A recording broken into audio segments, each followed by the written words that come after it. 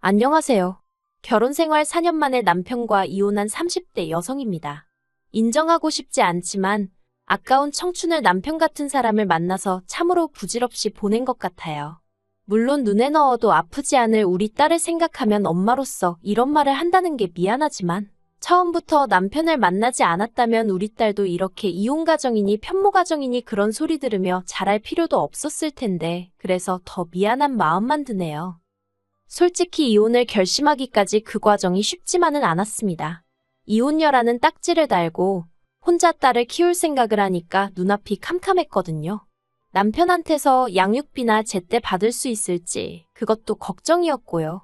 그래서 비록 제가 안정적인 직장을 다니고 있기는 했어도 몇 푼이라도 더 받아내야겠다는 생각뿐이었어요.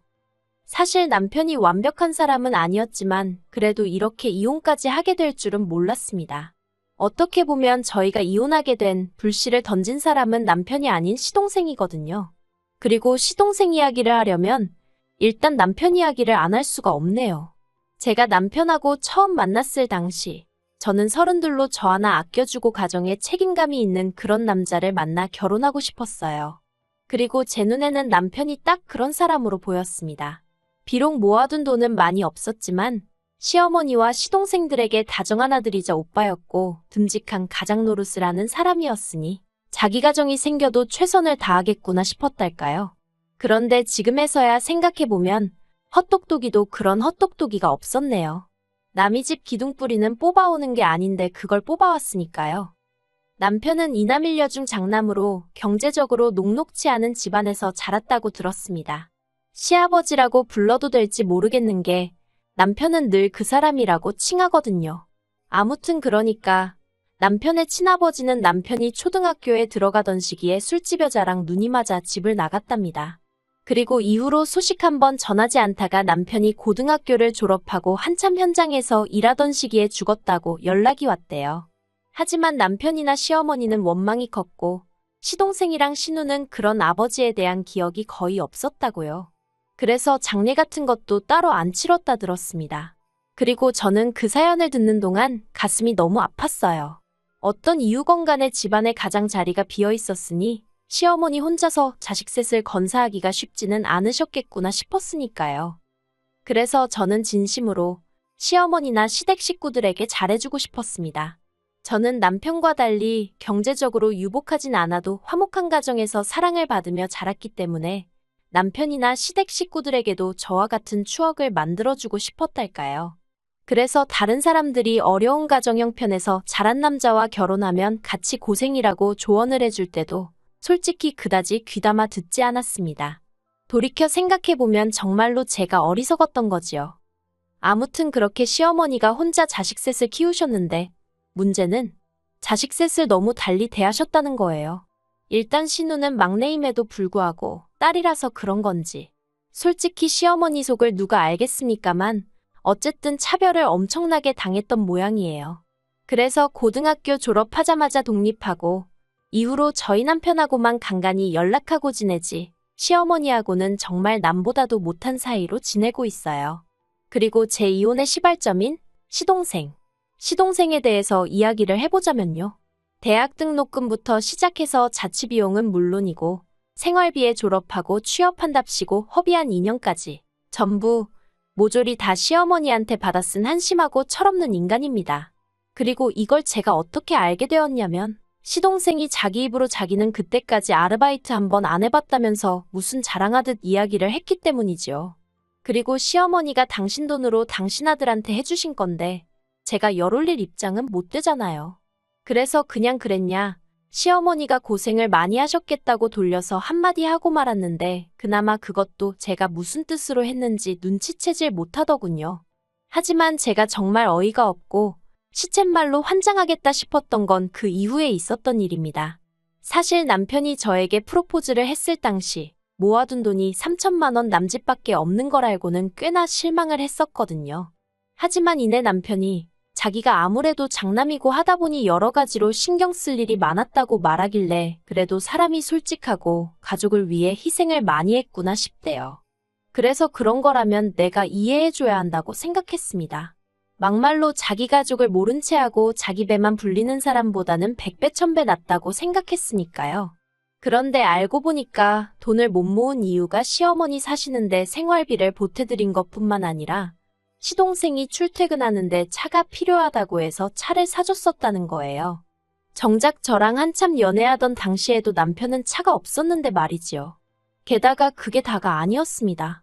시동생이 아침 저녁으로 운전하는 게 피곤하다고 얼마 안가 자취를 하겠다고 나왔는데 시어머니가 저희 남편더러 그 자취방 보증금을 해주라고 하셨다는 거예요. 그리고 바보 같은 남편은 자취방 보증금은 계약이 끝나면 돌려받을 돈이니까 괜찮다고 생각해서 해줬다대요.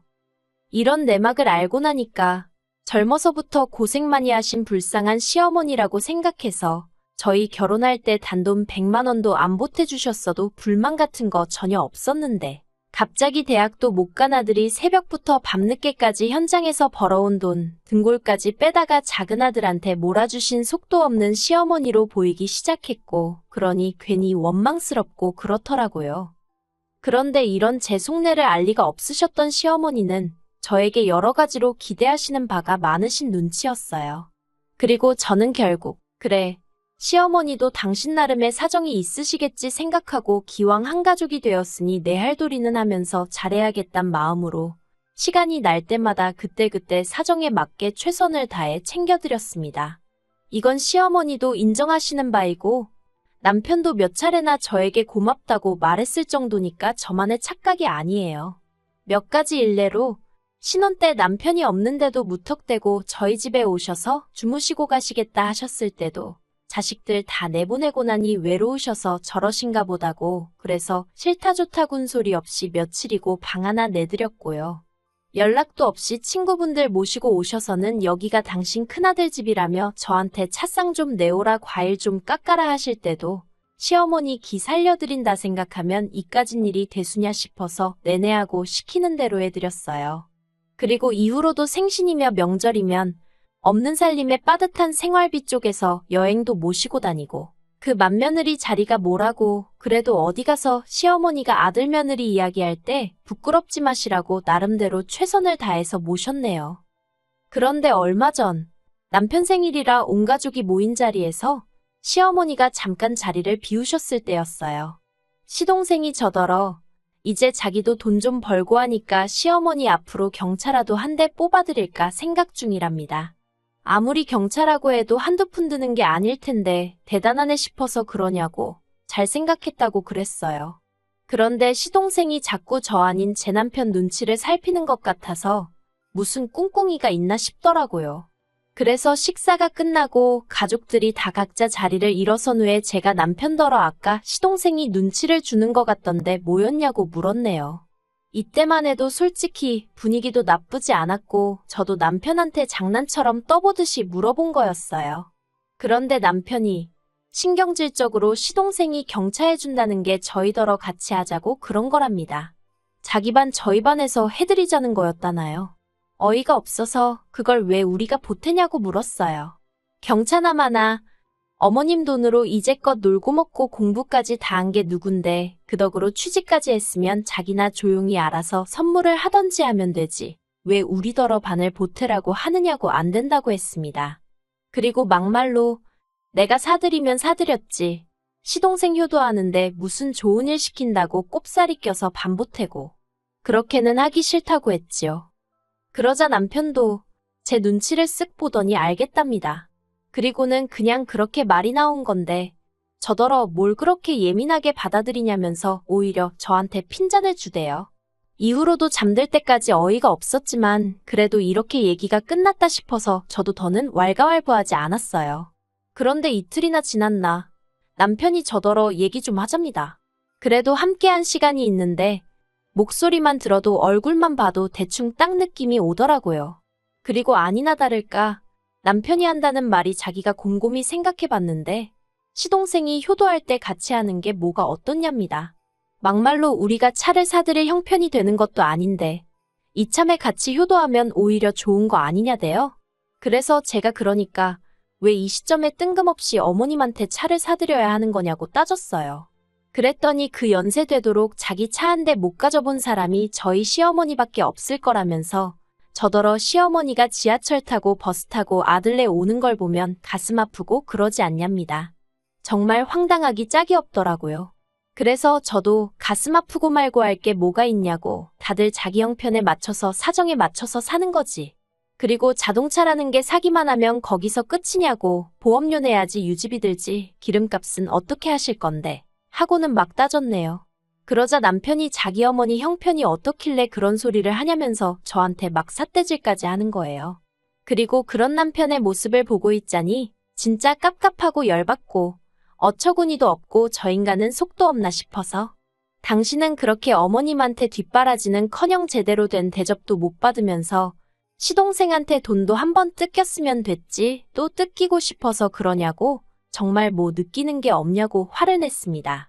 그랬더니 결혼 전에 있던 일이고 못 받아도 자기가 못 받았는데 왜 네가 난리냐면서 오히려 저를 이상한 사람으로 몰아가더군요. 그리고 그 순간 저는 망치로 머리를 한 대 맞은 듯 했습니다. 저는 남편과 제가 평생을 함께할 운명이니까 남편 일이 제 일이고 제 일이 남편 일이라고 생각했으니까요. 그래서 남편의 힘들고 어려웠던 시절마저 제가 감싸주려고 했는데 남편 본인이 저더러 필요 없다고 말한 거나 마찬가지였지요. 그래서 제가 남편더러 그럼 당신 능력으로 경찰을 해드리던지 버스를 사드리던지 마음대로 해라. 대신 앞으로 나는 시댁일에서 신경 끄겠다 했습니다. 나는 친정에 잘할 테니 당신은 당신 집에 잘하라고요. 그랬더니 남편이 자기는 일 때문에 바빠서 그렇게는 못한답니다. 그래서 그건 당신 사정이지 하니까 남편이 저더러 너는 맏며느리잖아 하고는 소리를 빽 지르는 거예요. 그리고 그 순간 아, 이 인간은 내가 뼈 빠지게 며느리 도리하는 건 좋으면서 어쩌다 내 목소리 한 번 내는 건 용납이 안 되는가 보다 싶은 게 더는 이렇게 살면 안 되겠다 싶대요. 그래서 제가 남편에게 그럼 나는 이 집에서 뭐냐고, 어머님 비위나 맞춰드리는 사람이냐고, 그런 거면 더는 그 짓거리도 못하겠다고 이혼하자 했습니다. 그랬더니 남편도 한다는 소리가 그까짓 거 경차 돈반 보태는 거 1,000만 원이면 뒤집어 쓸 건데 그깟 돈 때문에 집안 분란을 일으키고 시어머니 가슴에 대못을 박았다면서 자기야말로 저랑은 못 살겠답니다. 저한테 너무 실망했다나요. 그리고는 한다는 소리가 이혼 소리는 제 입에서 먼저 나왔으니까 제가 위자료를 줘야 된대요. 우리 딸이 아빠 없이 자라게 된 것도 전부 다 저 때문이라면서 그 어린 애한테 너는 엄마 때문에 이제 아빠 못 보고 사는 거야. 그 소리를 몇 번이나 하는 게 아니겠어요. 정말 또라이도 저런 또라이가 있나 싶어서 결국 그 길로 애 데리고 친정으로 나왔습니다. 그리고 저는 바로 변호사를 고용했어요. 정말 다행인 게 제가 벌어오는 돈으로 아파트 대출 갚고 적금 들고 비교적 굵직굵직한 일들을 처리했고 남편 월급으로는 각종 공과금이며 생활비로 다 사라져버렸거든요. 남편이 세금이 어쩌고 하면서 먼저 그렇게 하자고 해서 그대로 따라준 건데 그게 저에게 도움이 될 줄 누가 알았겠어요? 덕분에 온통 귀찮은 자비는 남편이 도맡아 정리해야 하는 상황이 되었더라고요. 그 꼴을 보는데 얼마나 고소하던지. 그리고 결론부터 말하자면 결혼 생활 기간이 4년이라서 많이는 아니지만 그래도 위자료 500 받아냈습니다. 그리고 아이 양육비는 남편이란 작자하는 꼬락서니를 봤을 때 절대로 매달 받아낼 수 있을 것 같지가 않더라고요. 그래서 아파트 대출이 많이 남아있긴 했지만 그래도 양육비를 일시에 받는 셈치고 아파트를 제가 갖기로 하고 이혼했어요. 솔직히 부동산의 어두운 남편은 이 아파트가 얼마나 가치가 있는지 모르니 당장 매달 양육비니 뭐니 안 나간다 생각하니까 좋았나 봐요. 제가 먼저 이렇게 하자 하니까 오히려 저를 바보 취급하면서 좋다고 사인하더라고요. 저렇게 어리석고 셈에 어두운 사람인 줄 모르고 그저 순하고 착하고 가족애가 넘친다고 좋아했던 제가 머저리였네요. 그리고 마침내 법적으로 남남이 되기 며칠 전 어머님께 전화가 걸려왔었어요. 어머님은 그래도 여자가 남자 없으면 고생이라고 저더러 참고 살라셨지만 제가 막말로 친정이 없는 것도 아니고 그렇다고 직업이 없는 것도 아니고 뭐 한다고 정신 빠진 인간 뒤치다꺼리나 해가면서 돈 벌고 애 키우며 살겠습니까? 어머님께 이런 전화도 이제 하지 마시라 불편하다 정중히 말씀드렸네요. 수화기 너머로 어머님 우시는 소리를 들으니까 마음이 편치 않았지만 남편 말대로 제 어머니도 아니고 남인데 뭐 그런 것까지 제가 신경을 쓰나 싶어서 제가 먼저 전화 끊었어요. 솔직히 저는 똥 밟은 거고요. 남편은 지발로 복을 걷어찼다고 생각해요. 이제 남편이란 작자는 보나마나 다시 매일같이 죽어라 돈 벌어서 남 좋은 일이나 시키며 살겠지요. 지 복대로 사는 거라 하니 제가 뭐 해줄 말이 없네요. 저는 이제 인생 2막을 시작해보려고 합니다. 똥 한 번 밟아봤는데 설마 2번 밟겠어요? 조심 또 조심하면서 살아보려고요. 그러면 좋은 날이 오겠지요.